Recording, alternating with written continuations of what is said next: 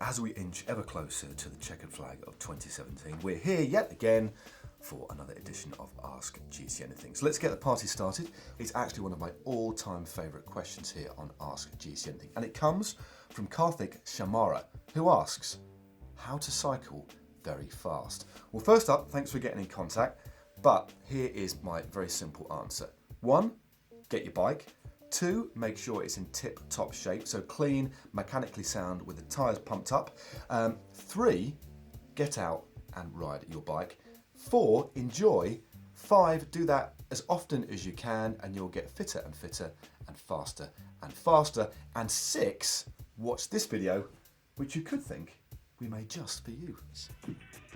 If you're not a particularly strong climber, you don't have to go hard up the hills. Instead, why not play to your strengths and go hard over the top of climbs and on descents as well?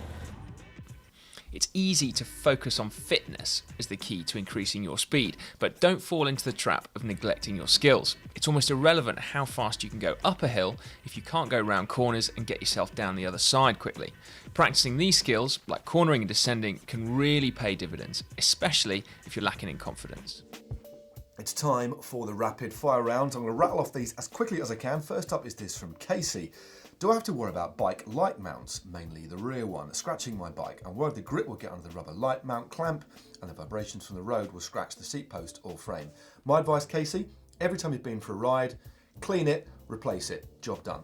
Next up is this from Trevor Holmes. Hi chaps, great content as ever and heartwarming vids from Dan. Thanks very much.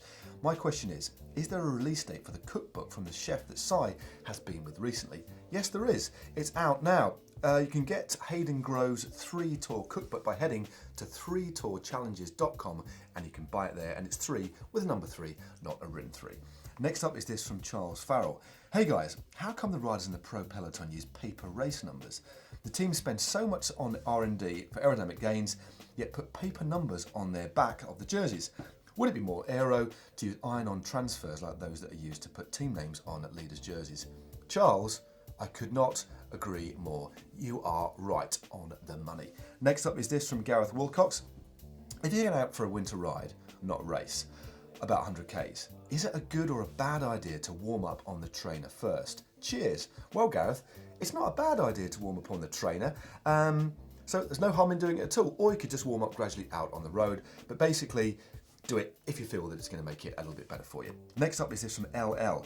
We need another presenter challenge if you agree. There's one coming up very, very soon, so watch this space. Rod GU asks, what's the usual weight gain in kilograms during the off-season, e.g. from the pros to you guys?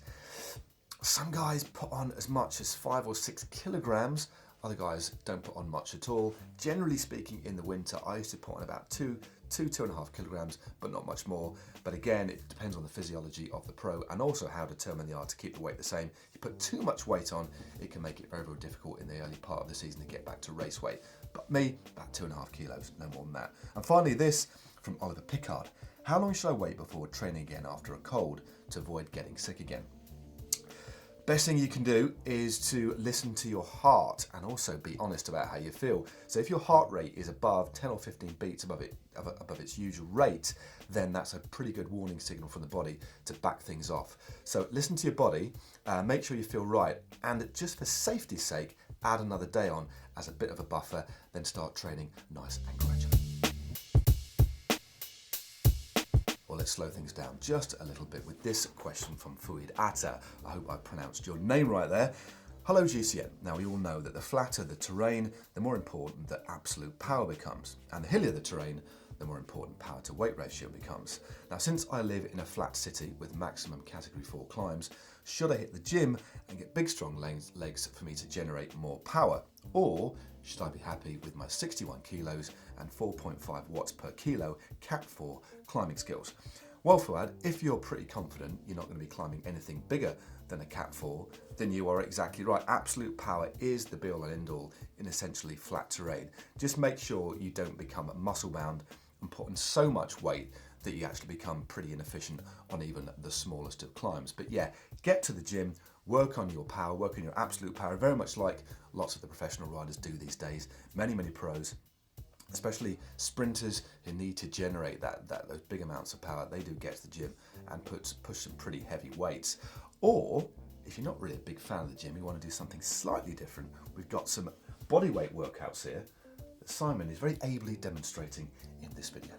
Getting better at cycling isn't just always about riding your bike. Paul here, our resident fitness expert, is going to take us through a 6-minute workout that is going to make us fitter, stronger and faster. And Lord knows, Paul, I certainly need plenty of that middle one. Exercise number 1 is going to be mountain climbers. Exercise number 2 is going to be squat, lunge, lunge. Exercise number 3 is a core exercise, which is a 90-degree ab crunch. Exercise number 4 is going to be 5 jumping jacks and then 5 floor jacks. So exercise number 5 is squat jumps, and exercise number 6 is a straight arm plank with a little twist. Finally, on this week's show, we have this question from a Jolly Giant who asks, I'm wanting to improve my FTP this winter. FTP, remember, is functional threshold power, how much power you can produce for an hour. Now, I've been cycling for 6 years, doing 6,000 miles a year or 7 to 8 hours per week. And currently I have an FTP of just under 400 watts. What percentage improvement should I be looking at to achieve? Thank you in advance. Well, first up, Jolly Giant, thanks for getting in contact. But also, that is a mightily impressive functional threshold power if your numbers are correct. Now, if you're a heavier person, then an FTP of around 400 isn't quite as unsurprising, but by any stretch, that is quality, so well done. Now, if you're looking at making some improvements, it's very difficult for me to put a percentage on it, but just looking at how many hours you spend on a bike a week and how many miles you do a year, it's not out of the ordinary to expect that you could do a little bit more in terms of volume, but more importantly, look at improving how smart you train, so use that time wisely, and I'm sure that you can find some percentage gains there. But what I think is vitally important here, don't just focus on your FTP, focus on other areas of your cycling, so your endurance, your explosive power, and also your top end speed as well, and also your power to weight ratio. So if you keep your FTP the same but drop a little bit of weight, basically you become far more efficient as a bike rider. So as I said before, very difficult to put an actual percentage on this. It's just going to depend on how determined you are and how hard that you train. But if it is your FTP you're particularly looking at to improve, watch this video. I think it will help. Doing 2 20-minute intervals or 2 30-minute intervals a couple times a week will do you a world of good. We've said it before, but we'll say it again. Consistency is absolutely key to making improvements when cycling. So that means regular, shorter workouts are more effective than one massive ride per week. Well, that's it for another edition of Ask GCN Anything. Please do keep those questions coming using the hashtag TalkBack down in the comment section and across on social media as well. And we'll do our very best to answer as many questions as we can. Now, if you haven't already subscribed to the Global Cycling Network, you can do so for free by clicking on the globe. That way you will not miss another video. Now, for a couple of other videos I think you will enjoy, how about clicking just down here? When Dan went to Zambia to basically look at how much difference a buffalo bike makes. Now that is an absolutely amazing video. Please cast your eyes and donate.